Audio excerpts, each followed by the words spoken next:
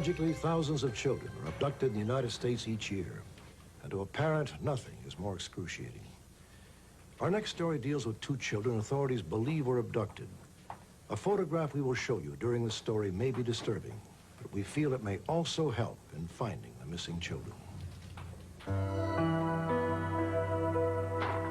Last year, on the morning of September 20th, 19-year-old Tara Calico set off from her home in Belen, New Mexico to begin her regular 34-mile bicycle ride.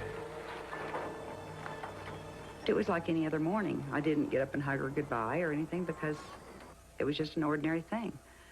And she left, and that was the last time I ever saw her. There were many witnesses that had seen Tara that day, and we thought with all of this, somebody would come forth and be able to tell us where Tara was. Eyewitnesses had seen Tara riding down Highway 47 just outside Belen on the day she disappeared. She was being followed by a 1954 light-colored Ford pickup truck with a camper attached. To date, there has been no sign of the truck or of Tara.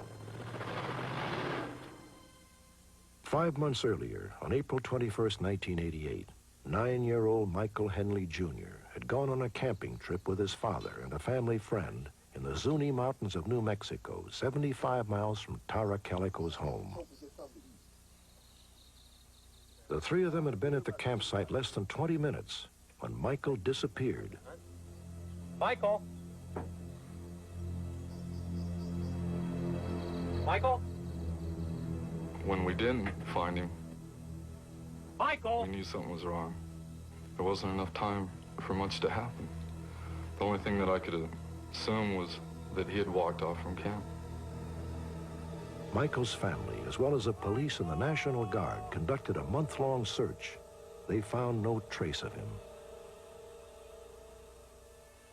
Then, on June 15th, 1989, more than 1,200 miles from where Michael and Tara had disappeared, a woman in Port St. Joe, Florida, made a routine trip to her neighborhood convenience store. As she left her car to go inside, she happened to notice a white van in the next parking space. When the woman walked out of the store, she saw a Polaroid photograph lying face down where the van had been parked. It showed a teenage girl and a young boy, apparently bound with their hands behind their backs, their mouths sealed with black tape. It appeared to have been taken inside a white van. The woman took the picture to the police. The national media ran hundreds of stories about the grim photograph. Michael and Tara's parents saw one of the stories and got in touch with the Florida police. They had recognized their missing children. All I can say, it was like a physical blow, seeing it. Of course, we always wanted an expert verification, but in our minds right there, we had decided that it was Tara. I knew it was Michael. I didn't want it to be. I didn't want to see my baby like that, but I knew it was him. And in a way, I was relieved, because he's still alive. A forensic artist compared actual photos of Michael and Tara with the children in the Polaroid picture. The artist is 85% certain that the children are Michael Henley and Tara Calico. However, the FBI is unable to confirm their identity. Tara Calico is now 20 years old. She's 5 feet 7 inches tall, has light brown hair and green eyes, and weighs about 115 pounds. Michael Henley Jr. is now 10 years old. When he disappeared, he was 4 feet 6 inches tall and weighed approximately 65 pounds. Michael has blonde hair, brown eyes, and a raspberry birthmark on his right eyelid. Authorities are also looking for the white cargo van that was parked at the Junior Food Store in Port St. Joe, Florida, on June the 15th, 1989. The van has no windows and a sliding door at the side. Tara and Michael have both been missing for more than a year. Yet factory analysis of the Polaroid shows that it is a recent photograph. This means there is hope that the children in the picture are still alive. They are 2 of the thousands of children who are reported missing each year. Here are the names and photographs of a few of them. Watch closely. Perhaps you can help reunite a child with his or her family.